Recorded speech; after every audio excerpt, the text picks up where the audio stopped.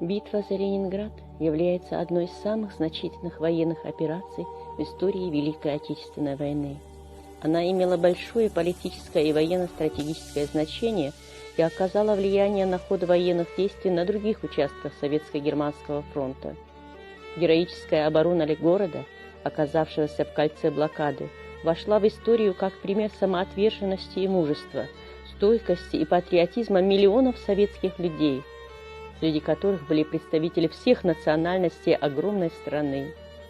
Свой вклад в дело защиты северной столицы России несли и представители ингушского народа, солдаты и офицеры Красной армии, воевавшие в составе войск Северного, Северо-Западного, Карельского, Ленинградского, Волховского и Второго Прибалтийского фронтов на разных участках линии обороны Ленинграда. Архивные документы свидетельствуют о мужестве и героизме уроженцев Ингушетии, многие из которых были награждены орденами и медалями. Ленинградцам пришлось пережить суровое испытание, но благодаря сплоченности и патриотизму всех народов и национальностей бывшего Советского Союза город выжил. Советская армия в конце января 1944 года нанесла жестокое поражение отборным фашистским соединениям и отбросила их от стен Ленинграда на 100 километров. Военный корреспондент Павел Шубин участвовал в тех боях и в своем стихотворении передает героический настрой тех дней. «Товарищ, прислушайся, встань, улыбнись и с вызовом миру поведай.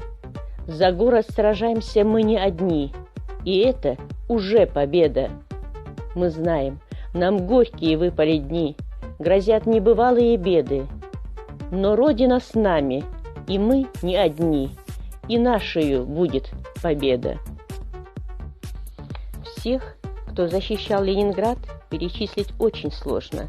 Но на каком бы фронте ни находились наши соотечественники, они сражались смело и мужественно. Среди тех, кто самоотверженно защищал северную столицу России, были и ингуши, которые сражались на разных участках линии обороны Ленинграда.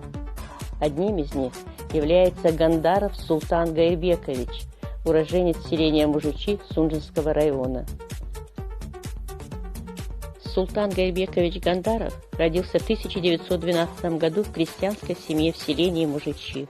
Там и рос, мужал. Еще до срочной службы в Красной армии окончил учительские курсы и успел года 2 поработать на ниве просвещения детей своих земляков. Затем 2 года службы в пехотном полку Грозненского гарнизона, демобилизация, работа военным инспектором Галашкинского района. Султан Гайрбекович в 1937 году был необоснованно арестован, а в 1939 году попал на Финскую войну. В 1940 же год новая мобилизация, поначалу переподготовка, а там же и война началась, Великая Отечественная. На защиту Родины вставали всем миром.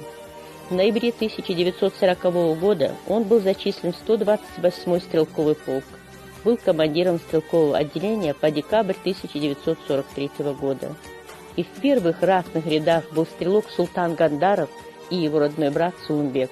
Только младший брат бился на южных фронтах, а Султан сражался на Волховском направлении, отражая атаки фашистов на известных тяжестью боев синявских высотах.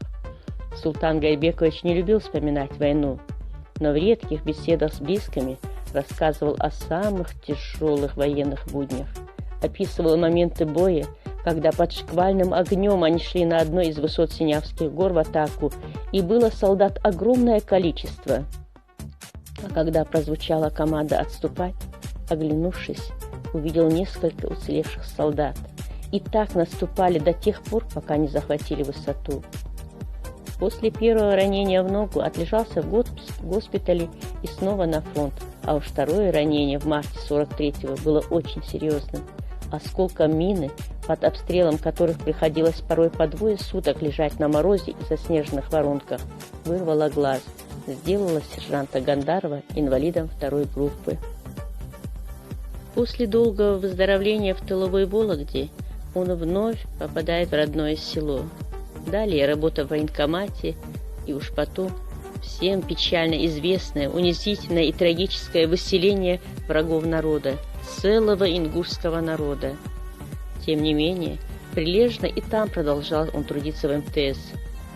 А уж затем появилась в его трудовой книжке радостная запись: «Уволен в связи с выездом на Кавказ». Это было теплым летом 1957 года. Сегодня я поведала вам лишь краткое сведение об одном ингуше, защитнике Ленинграда, из числа известных на сегодняшний день более сотни имен. Их имена и подвиги не забыты благодарными потомками, о чем свидетельствует установка памятной плиты на Пискаревском мемориале в Санкт-Петербурге.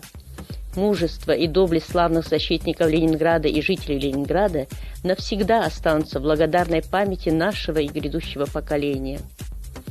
В Санкт-Петербурге на Пискаревом кладбище установлены мемориальные плиты с именами ингушских воинов-защитников Ленинграда. Никто не забыт и ничто не забыто.